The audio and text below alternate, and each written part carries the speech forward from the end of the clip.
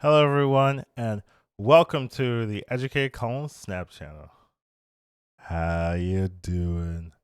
So today, I want to talk about an ongoing conversation in the community right now, which is basically Lockjaw, Thanos, and Shuri. But we're not covering Shuri right now. Shuri's going to be in the next one. But I just wanted to kind of talk about some of the issues with Lockjaw and Lockjaw Thanos the decklist, and then some of the ways to deal with it. However, right, there is that overall criteria that these are tier 1 decks, and because of that, there's no easy answer. So the decks are played for a reason. They're good decks, and if there was a reliable, cheap, safe way to counter these decks, it would be very obvious, very present. Everyone would be talking about it. Everyone would be playing that. But there are just some issues with the deck that makes it hard to have these cheap, reliable, safe counters. So I just wanted to, first of all, talk about some of the problem issues with these deck lists and some of the potential counters. So even if you don't come away being like, oh, I can run this deck and I'll completely win, at least you'll know, like, okay, this is why these decks are good, and this is how I can start tackling this deck list. So yes, you're not gonna get like here's the deck. It beats Thanos 90%. Like that's not true. That's not gonna happen. But maybe you might learn more about why these decks are good and also learn like some of your options that you have. So let's get started. So first thing we want to talk about the stones, right? So the stones are really one of the major advantages that Thanos decks have. They're all really strong, and they also create a lot of flexibility with how Thanos decks want to play out. So the stones give you a lot of ways to maneuver essentially around the game. The reality stone is basically a Scarlet Witch. The time stone gives you energy. The power stone is pretty good cost, like 1 mana 3 is pretty safe. The space stone, right, especially with Lockjaw, really powerful. Soul stone's a very good ongoing bomb. And then you have the mind stone, gives you so much draw there, gives you that consistency. So they all actually are pretty good. Some are a little bit better than others, but they just give you a lot of flexibility, a lot of tools of how to deal with the game state the locations give you and the opponent gives you. So definitely a really powerful feature of stones of Thanos. A lot of people don't play Thanos because of the Thanos card itself, but they usually play Thanos because the stones are so good. So that's something that could be adjusted, right, in one way or another. I'm not really going to speculate on changes I would make to anything I suggest here. I just kind of want to talk about some of the issues in these decks. Next up, we have Quinjet, right? So Quinjet really is mostly just played in Thanos decks because the stones don't count as being part of the deck. So when you play Quinjet, all the stones cost 0. And making the stones cost 0 is just an extremely powerful ability to have, considering you're spending 1 mana to do this, and then you get all these stones for free. And we just talked about how strong these stones are. So it's definitely something that second dinner could look to adjusting in some way if they want to not really change the stones or not really change Thanos. They could just go after Quinjet in some way, make it a little bit easier to have some type of answers to the Quinjet issue. But Quinjet and the stones, definitely a very powerful combination. Next up, we have Lockjaw. So Lockjaw really combines all these problems. When you get this Lockjaw down in the field, you can follow it up with either 1 or 0 cost stones. It allows the Lockjaw to just have a significantly powerful board for very cheap, right? You could spend 3 mana total if you have Quinjet on the board to really add like 30-40 power to a lane. And that's that, as well as drawing 3 cards. Like it's so good.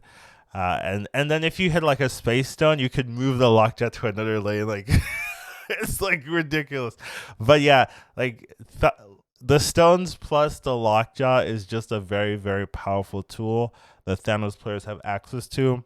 And there's definitely something I think they could look at as well, see if there's a way to make it a little bit less powerful or a little bit more able for other non-lockjaw players, non-Thanos players to have an answer to this. I've definitely heard some suggestions around the community on how to adjust this, but I'm not really going to talk about it here. That's really for a second dinner and the community to decide. All right, Leech, right? Once again, a very talked about card. I do think the biggest issue here with Leech in this deck is that you're able to get Leech out early, and that kind of stops all of the potential counterplays that you can have against this deck. If you're trying to save your tools for when it makes the most sense, it's usually going to be in the later stages of the game when you want to play those tools. But because of Leech, you a lot of times won't be able to play those tools later in the game. If you want to take advantage of your answers, you have to use it early before the Leech comes out. And that fear already stops a lot of the counterplay, because you're thinking, okay, they snapped or whatever. Are they summoning Leech? If they're summoning Leech, I have to play my counters now, but this is not the best time to play my counters. So now if I hope they don't have Leech, well, now I'm going to be behind if they Leech me, and if they do have Leech, well, the game's over, and maybe I should just leave. So this issue of getting this Leech out early, and it's not just from the Lockjaw, you can also just time stone it and then play it on 4. So that combination really adds a lot of the potential counterplay. It removes it out of the equation because your cards get leached and then they don't have any abilities after that. All right, now we have Aero. Aero's not really the issue or so. It's just a very strong card, and it's a very flexible card, and that's maybe the problem. You can put this card in like every single deck, and your deck probably just gets better. And that's really just an issue with how cards are designed. I really personally wouldn't like a card to be designed and where it should go into every single deck. If a card's going to every single deck, you either have to look at the metagame and see if there's something wrong with the metagame, or you have to look at the card itself and see if there's something wrong with the card. And I would say Aero fits into one of the latter half, where the card itself is just so good that you can kind of put into everything and it doesn't even feel bad. So it's definitely just a strong card, but when you combine strong cards in a very strong deck already, it just exacerbates the problem. It feels very punishing. It feels like you don't have any answers, and it's just really something to look at. And then we have the big bombs. So that's Thanos, Dino, Infinite, etc., Magneto, blah, blah, blah. There's a ton of them, right? So because of Lockjaw, you get these big cards out, and it's very cheap to get these cards out, and they tend to be very big. So it's hard to contest those lanes if you don't have an easy answer like Shang-Chi or something. You're just like, okay, they got Thanos out. I don't have Shang-Chi. I guess they win that lane. I have to try to win the other lanes. Oh, well, they play Dino there too. Okay. They've already won the 2 lanes. Can I even do anything? My cards are leached.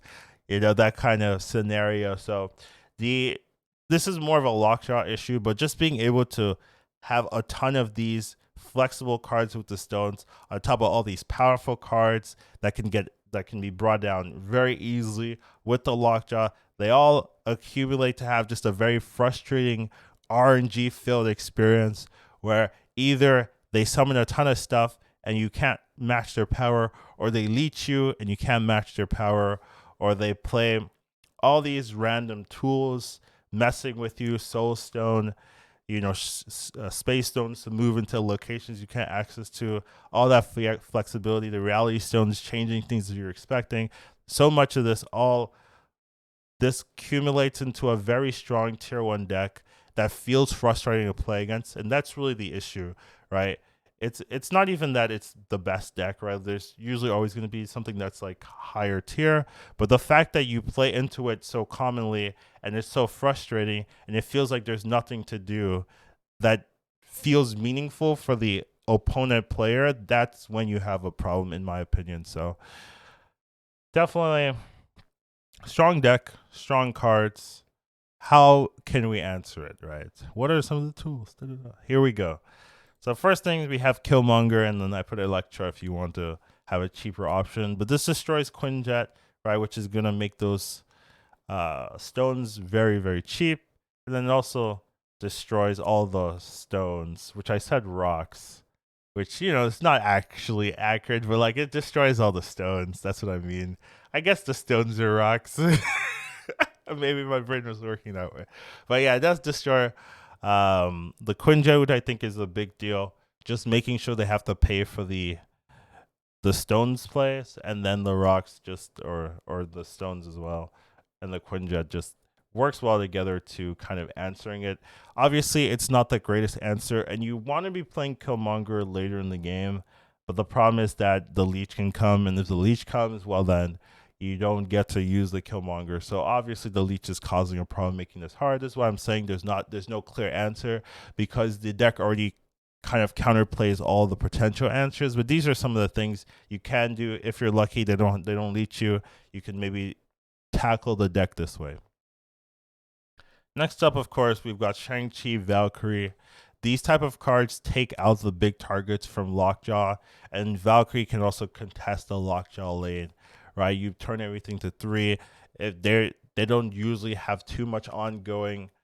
Sometimes they do. So it's not 100% an answer, but if you have the better ongoing, then it's going to work out for you most of the time. So you can try Shang-Chi, you can try Valkyrie, see if that works out as an answer if the deck can fit that cleanly.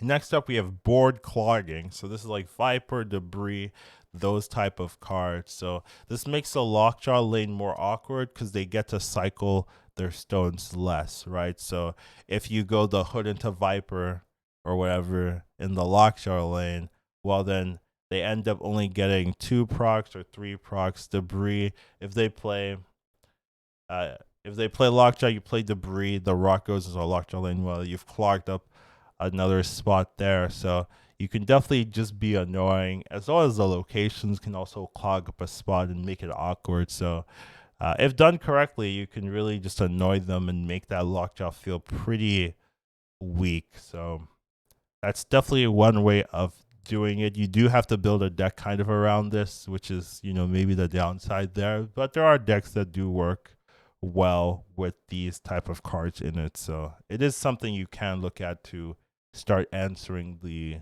Thanos players.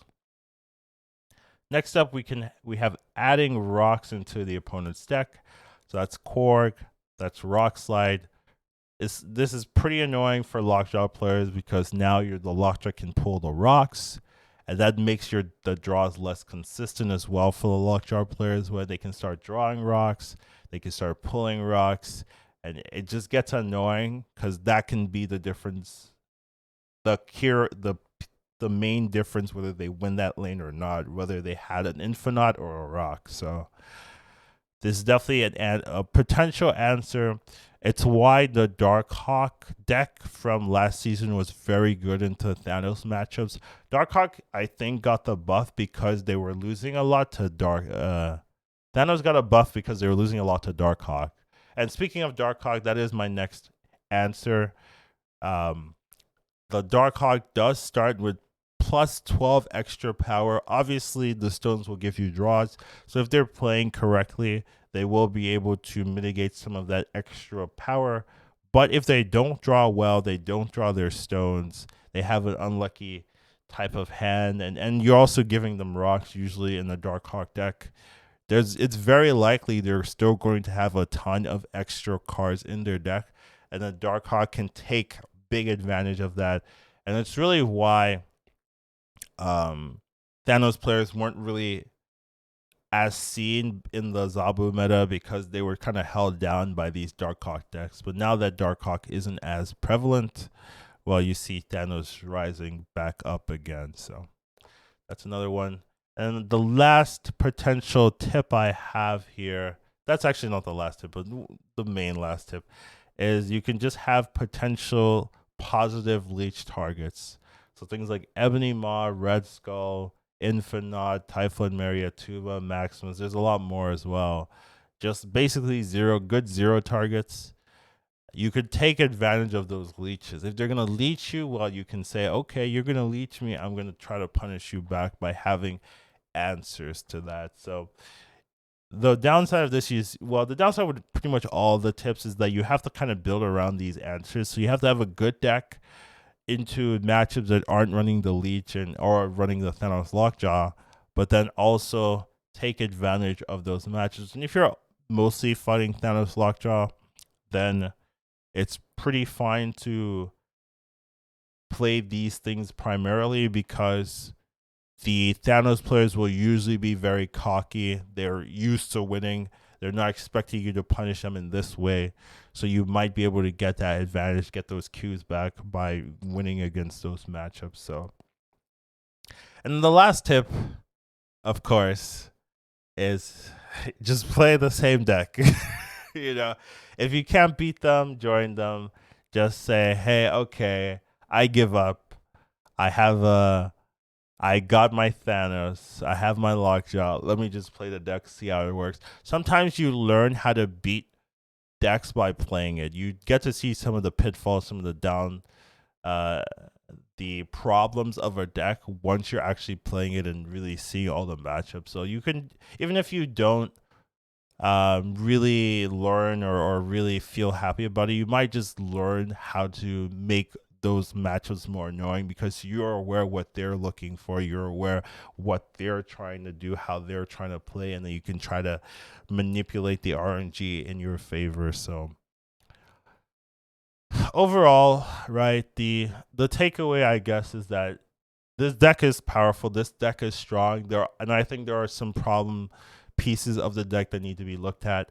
There aren't any real like, oh, you auto win or decks I was thinking about putting decks in, but then as I was thinking about it, I was like, this isn't going to solve anything if I give you like a deck and you're like, oh, this deck isn't really winning 100% of the time, because the decks are the strongest in the game and they are for a reason. The counters aren't super clean.